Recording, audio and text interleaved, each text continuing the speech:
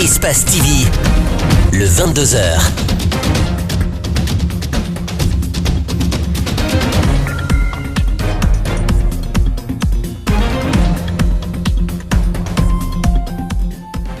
Très heureux, mesdames et messieurs, de vous retrouver pour cette nouvelle aventure de 2019. Bienvenue à toutes et à tous sur Espace TV. La grève annoncée ce lundi par le syndicat libre des enseignants et chercheurs de Guinée a tourné court. Un malentendu dans la communication de la structure syndicale a désorienté les syndicats enseignants. Les forces de l'ordre ont été déployées. Au même moment, quelques militants de l'UFDG munis de pancartes ont investi le parvis du ministère de l'administration du territoire. Ils ne réclamaient ni plus ni moins que l'installation de Kalemodou Yansane au poste de maire de la commune de Matoto. Et puis les présidents de la FIFA et de la CAF étaient hier en visite de travail à Conakry. Ils ont touché du doigt les efforts engagés par l'équipe dirigeante du football guinéen. Sous fond de confusion, de communiqué, de contre-communiqué, la manifestation du syndicat libre des enseignants et chercheurs de Guinée prévue ce lundi ne s'est pas déroulée convenablement. Au petit matin de ce lundi, les positions du SLEG et du gouvernement semblaient avoir évolué. Les deux parties se rapprochent d'une attente. L'on parle même de la signature imminente d'un protocole d'accord. Malik Sengana Kamara, El Haj Aluba pour le reportage. Dispositif sécuritaire impressionnant. Motif, empêcher la marche des enseignants en grève depuis 3 mois. Cette manifestation avait été annulée par les responsables du SLEG dans la nuit du dimanche. Les grévistes sont mobilisés au siège du SLEG à Donka en attendant l'arrivée du secrétaire général de l'USTG. Nous attendons le secrétaire général de l'USTG qui vient avec un message. Le message du gouvernement que nous attendons maintenant. Je crois que le protocole pourrait être signé aujourd'hui. Après quelques heures d'attente, Abdoulaye Sow arrive pour faire le compte-rendu de la négociation à l'Assemblée. Aujourd'hui, les discussions ont atteint un niveau. On se déplace comme ça pour aller rédiger le protocole. Le brouillon du protocole qu'on va faire accepter au SLEG, à l'USTG et au gouvernement, mais on vous rassure que ce protocole sera signé aujourd'hui. Le contenu du futur accord n'a pas été dévoilé. Par ailleurs, la base garde toujours confiance à ses responsables syndicaux. Tout ce qu'il va signer, il le signera pour le bonheur des anciens de Guinée, pour qu'on cesse enfin de voir les tôles la nuit, pour que l'enseignant sorte de cette misère qui n'a que trop duré. La patience est observée par les enseignants grévistes. Leur détermination contre le Premier ministre chef du gouvernement n'est pas à démontrer.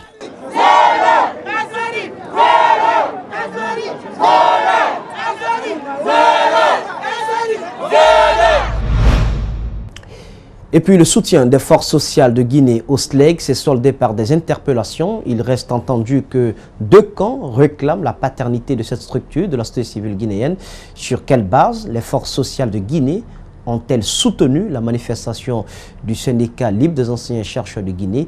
Nous avons interrogé quelques acteurs de cette structure. C'est un reportage que nous proposent Macky Sow et Lamine Silla. La décision de soutenir le SLEG intervient à l'annonce de gel de salaire faite par le gouvernement Kassori Fofana, alors que le syndicat libre des enseignants et chercheurs de Guinée compte protester contre cette décision. Voici les forces sociales en première ligne. En tant qu'une entité importante de la société civile, nous avons décidé de ne pas rester les bras croisés, de nous lever et appeler les citoyens à une mobilisation générale pour empêcher cette radiation. Parce que radier un enseignant titulaire, cela va impacter négativement sur la formation des enfants de Guinée. Et si la formation des enfants de Guinée est impactée, ça veut dire tout simplement que notre pays, l'avenir de notre pays sera en jeu. Dès les premières heures, les forces sociales font leur constat avant de dresser un bilan. Le matin, vers 7h30, sur le terrain à l'aéroport, il y avait un dispositif impressionnant des services de sécurité. Et vite, ils nous ont dispersés. Ils nous ont dispersés là et ils ont arrêté certains enseignants et certains citoyens aussi. On ne peut dénombrer le nombre d'arrestations. Dans l'émission des grandes gueules de ce lundi, 2 branches des forces sociales ont fait chacune son intervention avec des avis différents. C'est cette convention-là qui nous lie au syndicat. Regardez les signatures. La convention a été signée à Conakry le 27 juillet 2018. Nous étions en plein combat pour la réduction de prix de carburant, car l'État a procédé de façon unilatérale et fantaisiste à l'augmentation du prix de carburant à 25%. Autant de discordes qui relancent la question de crédibilité qui frappe de plein fouet la société civile guinéenne. D'une manifestation à une autre, cette fois avec les militants de l'UFDG qui ont été dispersés ce lundi à Conakry. Ces militants à la tête, le député Mohamed Bakary Keïta, ont investi le parvis du ministère de l'administration du territoire et de la décentralisation pour exiger du ministre Bourema Condé l'installation de Kalemodou Yansane, selon eux, le seul maire élu de la commune de Matoto. Le reportage est signé Mohamed Amaro Kamara, Ibrahima Awal Kamara. Le maire de Matoto s'appelle Kalemodou Yansane. Le maire de Matoto s'appelle Kalemodou Yansane. Il a été élu dans des conditions régulières. Monsieur le ministre annule ta décision illégale.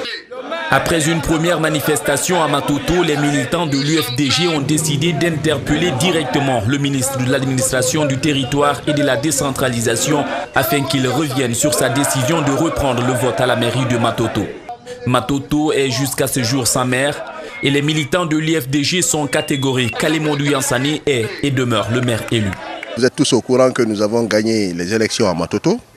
Kalemodou Yansane a remporté le vote sur le poste de maire. Le ministre Bourema Condé, dès la soirée, a pris une décision pour annuler ce vote, pour annuler l'élection de monsieur le maire Kalemodou Yansane. Comme la précédente, la manifestation de ce lundi n'a pas fait long feu. Les manifestants ont été contraints de dégager les lieux. Certains ont été arrêtés. Nous avons été brutalisés. Vous savez, ils sont sans respect des lois de la République. Les gendarmes et les policiers qui y étaient nous ont brutalisés avec la complicité, bien sûr, des bérets rouges de la présidence de la République. Comme ils l'ont exprimé sous les pancartes, pas de reprise du vote au poste de maire. Un poste revendiqué aussi par Mamadou Batos Camara, le candidat du parti au pouvoir. Le 4 janvier dernier, le président de la République a demandé à ses ministres de communiquer sur les acquis et perspectives de leurs départements respectifs. Le ministre de l'Énergie et de l'Hydraulique a ouvert le bal. Ce lundi, Cheikh Talibé Silla était devant la presse.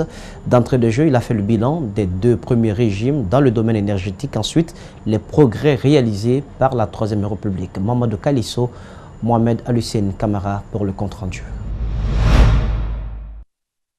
Jusqu'à 2010, la Guinée n'avait que 235,15 MW.